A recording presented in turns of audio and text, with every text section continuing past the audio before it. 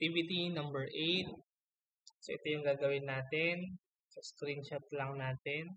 I-paste natin siya sa AutoCAD. Okay. So, lagi nyong i-analyze yung reference ninyo. Okay, kung anong view nyo ba dapat siya gawin. Yung top, front, o side. So, depende yan kung saan siya mas maraming feature or depende yan kung saan siya mas madaling gawin. Kaya lagi nyong i-analyze yung reference na gagawin niyo. Okay, simulan na natin. Line, enter. So, yung haba ng line is 39. Enter. Yan. Next, yung width niya is 17. Enter. Tapos, 39 ulit. Enter. Tapos, endpoint connect lang natin. Move lang natin para mag-center. So, yung next natin gagawin is ilo-locate natin tong center ng circle. Okay, kung papansin niyo, walang dimension na ibinigay yung mga circle. So, kaya mag-assume tayo ng dimension niya. So, yung maliliit, i-assume natin na ang diameter nito is 2. While yung malaki naman, ang diameter niya is 4. Yan. So, yun yung gagamitin natin. So, line, enter, from, enter. Select natin yung corner. Tapos, hanapin natin yung endpoint dun sa kabila. Pero wag tayong mag-click. Okay? So, ano ba yung purpose? Bakit tayo nag-from? Okay? Ang purpose nito, para doon mismo lumabas yung linya. Kung ano yung dimension na in-input natin nang hindi nadodoble yung linya. Okay? So, 4, enter. Ayan. So, na-locate na natin yung location ng center point ng circle. Circle. Dun sa endpoint, diameter. Since walang given, 2 yung input natin. Enter. Okay? So, na natin to. Next. Next natin gagawin or ilo-locate is itong malaking circle. So, yung distance niya mula dun sa gilid, mula dito, is 9. Ayan. So, 4 plus 5, 9. Then, gaano kalayo mula dun sa top? 5. So, line, enter, from, enter. Mula dito, pupunta doon, 9. And, tandaan niyo pag nag-from kayo, i-select nyo lang kung mula saan, tapos, hahanapin yung endpoint ng kabila, pero wag i-click doon. Kasi pagka-click ninyo, doon lalabas mismo yung linya or yung unang linya. Okay? So, gaano to kahaba? So, 5. Enter. Yan. So, na-locate na natin yung location ng second center natin. Circle. Enter.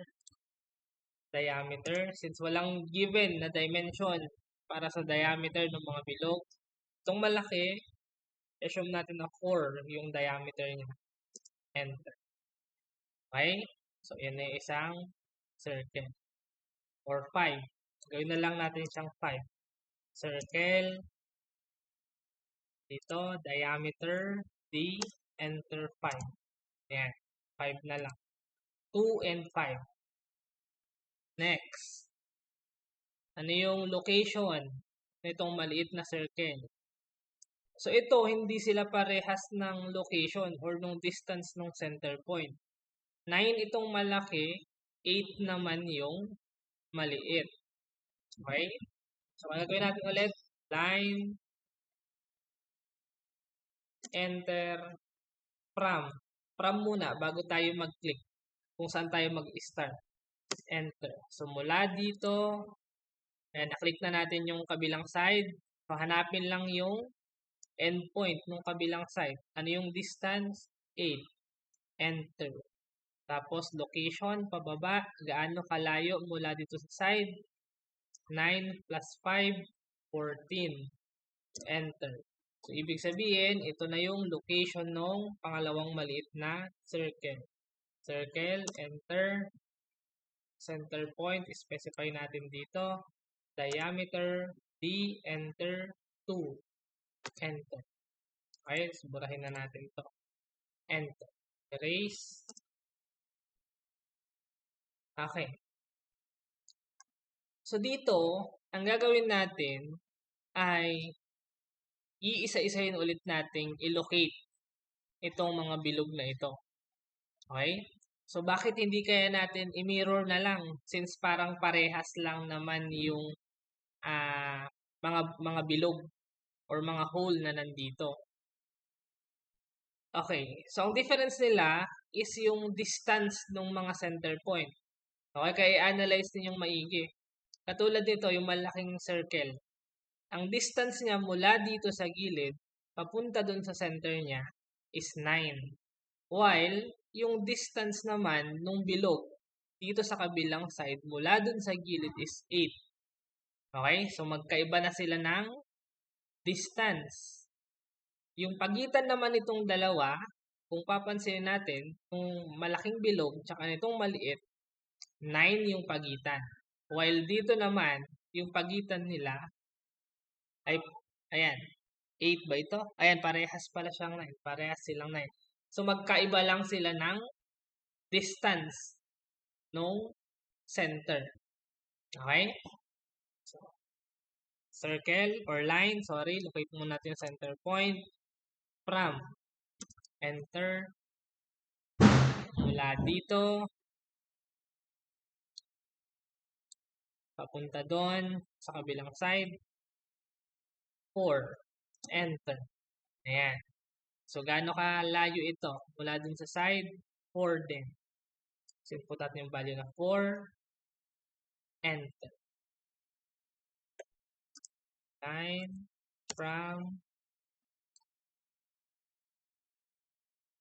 4. Enter. Ayan. Plus 4. Okay? Ayan na. So, circle, enter, diameter, D, enter, 2.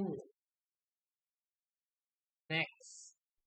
Next naman natin is itong malaking circle. So, yung distance niya is 9, enter, from, enter. So, mula dito, ito muna palang maliit. So, para mas mabilis natin ma-locate ito. Line, enter, from, enter. Yung endpoint nito, hanapin lang yung kabilang endpoint. 8, enter. So, ano yung distance? 3, enter. Circle, diameter, 2. Ayan. Okay? So, bakit ito yung una nating ginawa? Para mas mabilis nating ma-locate ito. So, ano yung gagawin natin? Maglilinya na lang tayo ng 8 tapos 9. Diba dito? Line. Put tayo ng line dito.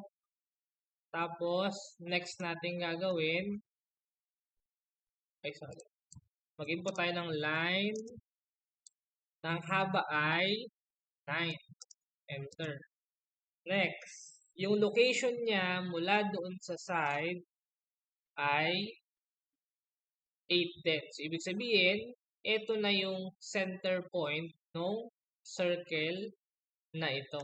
Okay, so magkatapat lang sila ng center point. Unlike dito, yung distance nito is 8, while yung distance naman ng malaking circle papunta dun sa maliit or mula dun sa side is 9. Okay? Kaya dito, input lang natin yung circle, enter, specify natin yung center point. Ang diameter ay 5. D, 5.